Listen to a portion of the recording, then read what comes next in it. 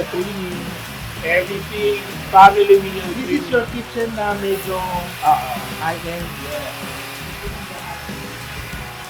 Dito yung patisserie, so magkakaroon ng pastries, desserts.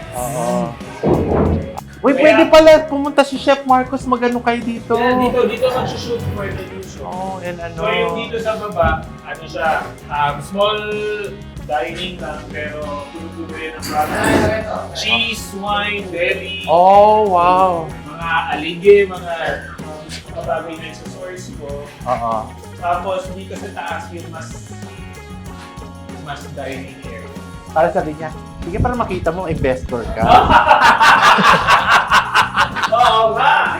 Ay, ba't naisip ko yan? Ay, tsaka green. Gusto ko yan.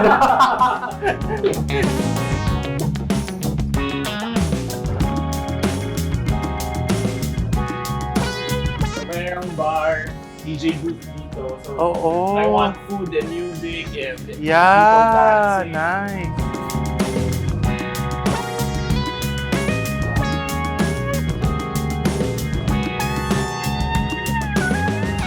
So you can invite Yes. fusion collab with chef. Yes. Oo, 'di ba? Yeah. O Marcos ha. Sobrang gusto ko siya rito kasi mukhang nakakakalma, especially the tree. Yeah. Green and green. Oo. Green na green. Kala ko ibang kulay ka. Ayoko ng pink kapag ganito. Mas masaya green. Ganda, ganda. This is opening in Magsa-soft open latest by August 1st week August. before the ghost month. Punta kami, Yes! chef. Punta si chef. Punta si Paul. Ito magiging photo wall na maganda yung lighting. Meron ka lights here, lights here. Oo. Nice.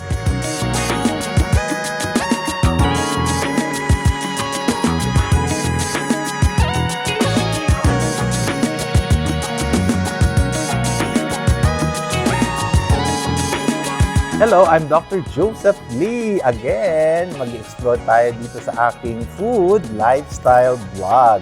Siyempre, nandito tayo sa Trainings Kitchen Stories. Kasama ko ang aking friend ngayon, si Chef Jeff. Chef Jason. And yes, and my private chef, si Chef Marcos. And of course, my ambassador, si Paul. Yes.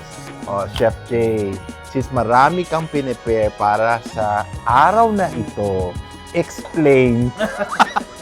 Explain ko muna, Doc. Sige, explain mo. Bakit Yung Trainings bakit Kitchen training kitchen stories. So kami, we're an Ilocano family. I was born and raised in Ilocos. Ang nangyari sa amin, nag-migrate kami sa Manila when I was young. And si Trining is my grandmother. Yes. So lumaki ako with Ilocano dishes, and then the table basically expanded to have other regional dishes. So like for example, right now we have the kansi from Bacolod. And then may mga hipon sa alige tayo with alige from Pangasinan.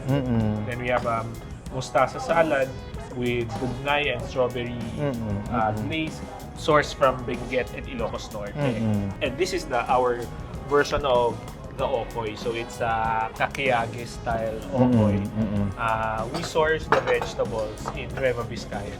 Oo. Pero itong lahat ito, Chefy, tinuro sa'yo ng iyong lola o kusa mong learn by yourself through the family dishes? At yung menu ng restaurant is the family's life story. Oo. So most of the dishes here, lalo na yung mga deeply Filipino, yun ay galing sa pamilya namin. Na pinaglaruan ko na lang. So for example, yung kare-kare ng nanay ko, ginawa namin crispy pata kare-kare. Itong bestseller na crispy tintadong pusit na napakapangit ng itsura. Oo. Pero sabi nila, batawag dito, mukhang lupa pero abot langit ang sarap. Oo. Matitikman natin, mamaya. Matitikman Ito sabi mo lagi sa akin Oo. So, nagkaroon ka na lang ng mga reinvention of the dishes. Oo. Yung mistake natin ngayon, Wagyu. Bakit bakit Trainings Kitchen Store. Oo. Kasi yung lola ko, nung 2021, sila nung kanyang mother, tinamaan sila ng COVID. So they were statistics of the first Delta surge. So, tinamaan sila April 2021. They passed away. Ako, I've been cooking since I was 5. Pero nung namatay sila, ayoko na magluto. Parang, hindi ako makapasok sa kitchen nang hindi ko sila naalala, hindi ako umiiyak. Yun, so talagang galit na galit ako with the concept of eating. Yes. Pero one time, nagising ako, na-miss ko yung Mickey ng lola ko, and then I realized wala kaming recipe. So this is the thing that motivated you to cook again. The training Mickey. So ang ginawa namin ng mga pinsan ko, we traced through scent memory. Ano ba yung ginagawa ni Mama Training? So, halimbawa ako, igigisa ko na siya. Ay, kuya, hindi mo muna igigisa yung manok, yung bawang muna. May mga ganong instructions. How to make the broth, mga ganon. So, nung na-miss ko yung pagkain ng lola ko, doon ko na-realize na the way that I can do tribute for her to make sure that her memories will last forever. Yes, is to cook her dishes. Kahit masakit para sa akin. So, patawag dito, we tried testing our family dishes dito sa restaurant, and apparently, gusto ng mga tao, naghahanap mga tao ng traditional Filipino home cooking. Feeling ko sawa na rin yung mga tao sa maraming gimmick na pagkain. Gusto lang nila ng very honest Filipino flavors. But what is nice kasi, Chefy, kasi I understand kasi, may iba kasi, yung traditionally, may mga kept secret ingredients, how they cook. Hindi nila sinasabi, hindi nila pinapalasa sa mga ibang tao. Pero kayo, you wanted to share even the recipe of your lola. Yes, even the recipes. Kasi ako, kung mas maraming tao yung makakagawa ng pagkain, ma-appreciate yung pagkain ng lola ko, di mas maraming tao makakaalam ng kwento niya. Yes. And yung lola ko, hindi siya madamot eh. Kaya, siya kapag pumasok ka sa kusina niya, kahit sino ka pa, kahit kaaway ka pa ng pamilya, pag pumasok ka at gutom ka, kailangan pakainin siya. So, ang nangyayari dito sa restaurant, kapag times of disaster, times of calamity, times of crisis, nagsasara yung restaurant, and then we become a volunteer food kitchen. May advocacy ka rin diba? So, nagluluto rin siya, Chef Marcos, to feed the other mga communities. So in the past 2 years, we were able to serve 65,000 nutritious, delicious, and dignified meals na to at least 16 cities in Metro Manila and San Mateo. So ang gagawin natin, ite-taste na natin. Okay? Kasi unahin ko yung okpoy and then the pusit. Kapag medyo napagod na yung ating palate, this is a very good palate cleanser. May lulutuin pa daw siya mamaya na i-invade natin ang kanyang kitchen. Yes. Kasi hindi ako nagluluto, pero kumakain lang. Yes. At nagbabayad. Yes. At least nagbabayad. Ay, may ganun. Let's go. So how do I do? Let's go. Kimchi bagoong rice.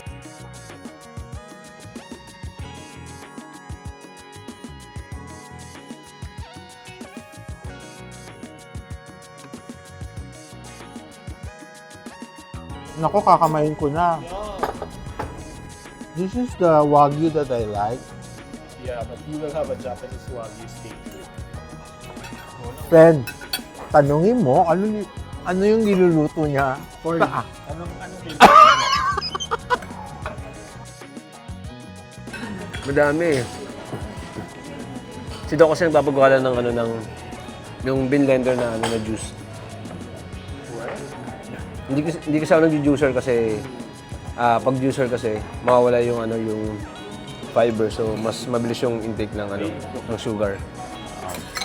So, sa makatuwid, Chef, tamad ako, juice na lahat. Iniinom ko na lang. Pero yung mga juice ko, very nice, healthy. But he makes sure that my breakfast are sandwich. No? Very healthy.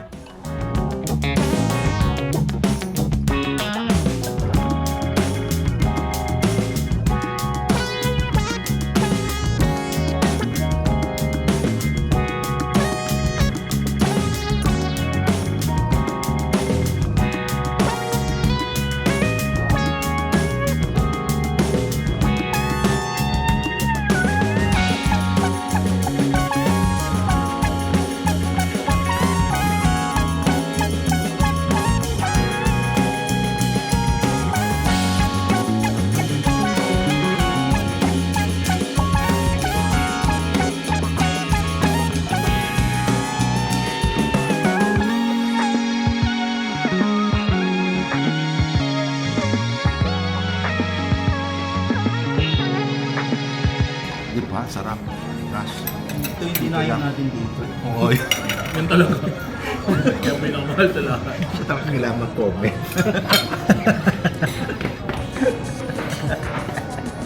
Sabihin mo, what? Ayaw mo ba nito? Mas matindi ko mo.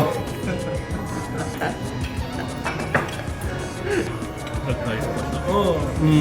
Fine dining. Busog na po siya.